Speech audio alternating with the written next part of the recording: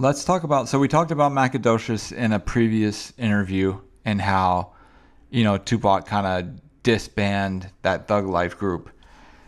Can you talk a little bit about, for people that don't know, what really happened when it comes to people like Big Psych or Johnny J, because they weren't around near the end of Tupac's tenure at the label. Can you speak on those two?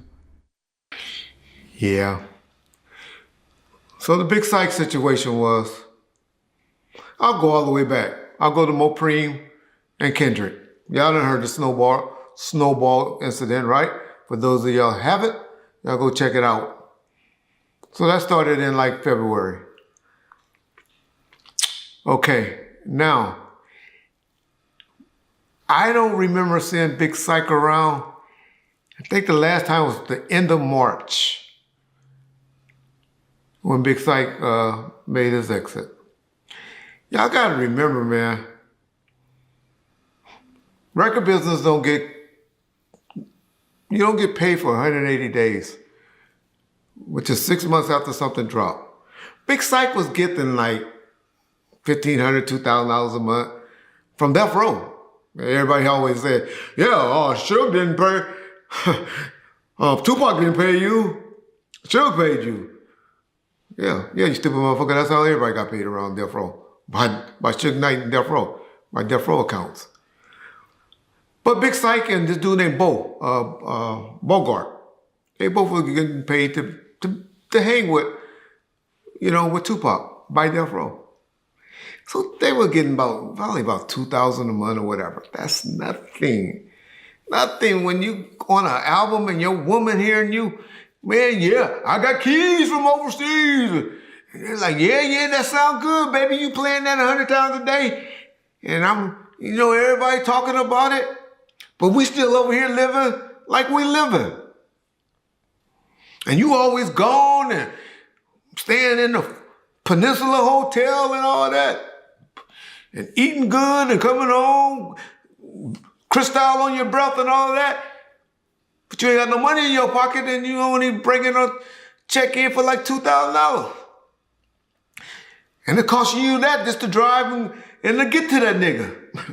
If you want to keep it real. Because he had to, he was driving around, he was in charge of the blue Suburban. All right. So you have this type of pressure at home, right? So Big Psych was having this pressure at home.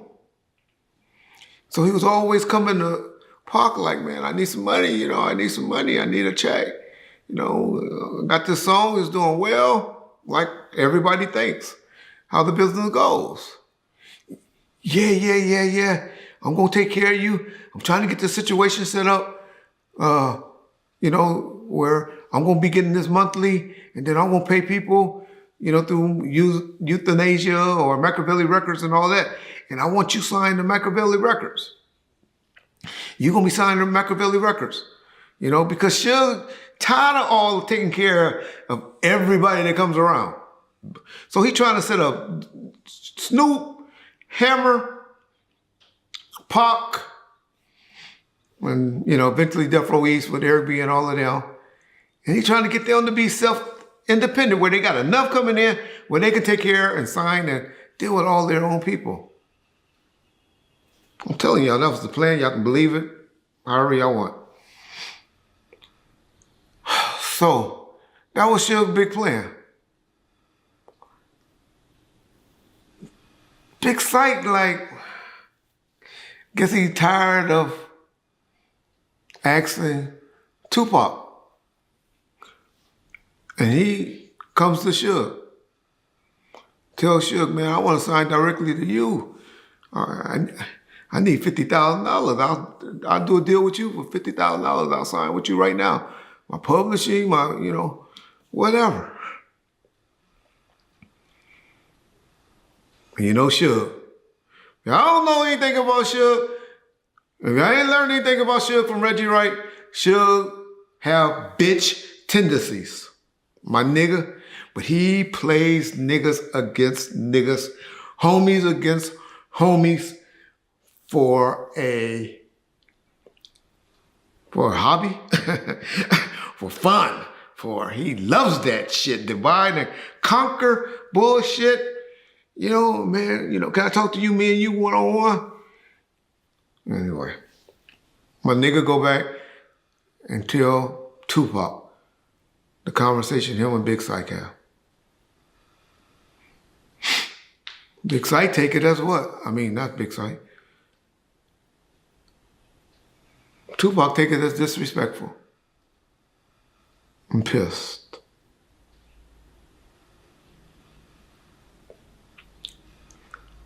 Y'all show me a picture, tell me a record or anything that was recorded after March 31st of 1996 with Big Psych.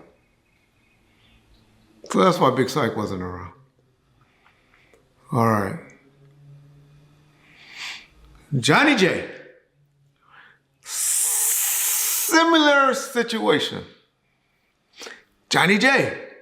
got all these songs and did all this work on All Eyes on Me in the studio every day. Let's see, Pac came home October the 12th. I'm sure by the 13th or the 14th, Johnny J around every day. Walking in with boatloads of equipment, his own shit. Johnny J was there, brought in mainly as a beat maker.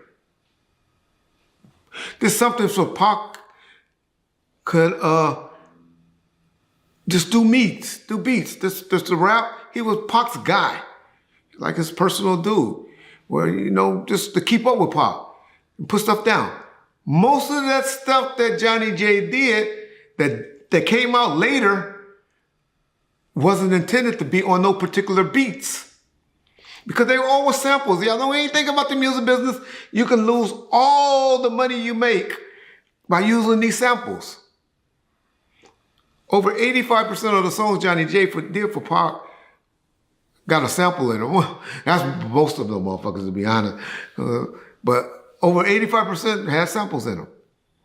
So there wasn't no money to be made like that. But, like I told y'all, that nigga was there every day of those 11 months. Well, until he went away at sometime in the end of June, maybe July. Johnny J, now, his music is on the album. I think he had like 4 or 5, maybe 6 songs on the album. During that time, I only think Johnny J was getting a, producer fee or a monthly. I know he got one check for like $50,000 during that time. Just for being around, just say, hey, Suge, I need some money, make sure Johnny J good.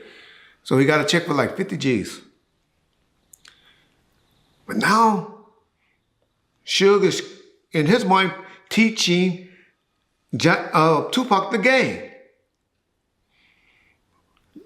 Hey, man, you doing this. You the reason why his beats is doing so good and you blowing him up. You need to get him to sign to your label as a producer. And you need to get some of the publishing from him. Johnny J been an established producer. He ain't never really hit. Y'all would differ with me. I would tell me to name a hit outside of Tupac. And y'all will. Y'all name me 1 or 2 songs and think that they made a whole lot. Good dude. Let me say this once again.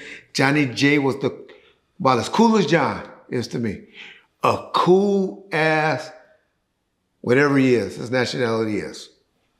I don't know if he's white or Mexican or what. Cool dude. I think he's Mexican. Pac got a contract. And they want him to sign this agreement for a producer and a publishing deal. Johnny J didn't want to do it. That's why they fell out. Yasmin, we'll save for later. Reggie Wright, that's bullshit, but I know y'all want to believe it. Like I told y'all, the only time I ever heard of any issue, but nigga wasn't paying me, so I don't know, it was in April, and he laughed on the dance floor. I mean, in the House of Blues. Oh, Reg, you know I'm just tripping. Your boy Simon wasn't calling me back, and yeah, all right, nigga, don't play with me. I'll still stand by that. Niggas need Reg back then. Reg didn't need them. If anybody know me, I had 5 houses back then, 3 hair salons. That I was, anybody know Reg? No, Reg was doing okay. And my police salary. Plus, those niggas needed me. Trust me. So I laughed it off. I was like, hey, nigga don't want no security, cool. Wished it would have stayed that way. Because then I probably wouldn't be on this YouTube shit.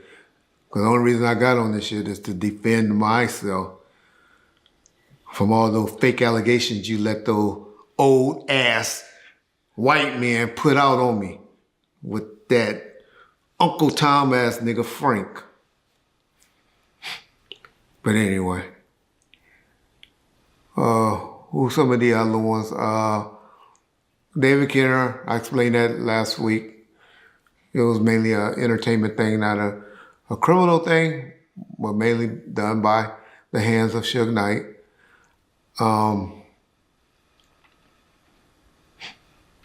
Yeah, so those the main people that always get questioned to why they wasn't around. I reiterate, because I know I can read the comments already. Big Psych was there, that wouldn't happen.